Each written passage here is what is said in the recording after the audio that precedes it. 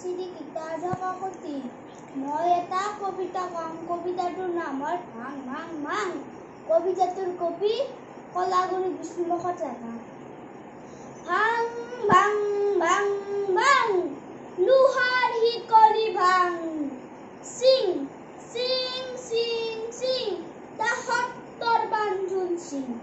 খুল খুল খুল খুল, কাৰাৰ ফাটক খুল। ভাং ভাং দুৱাৰৰ ডাং, শুন হোৱা শুন শুন, ঘঁহিছে ৰণৰ বিহান।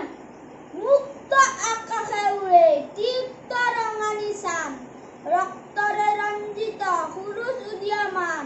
সোণ মুকুতিৰ সুৰুজৰ আহ্বান, হালোৱা সজোৱা হেৰ মজদুৰ কিষাণ।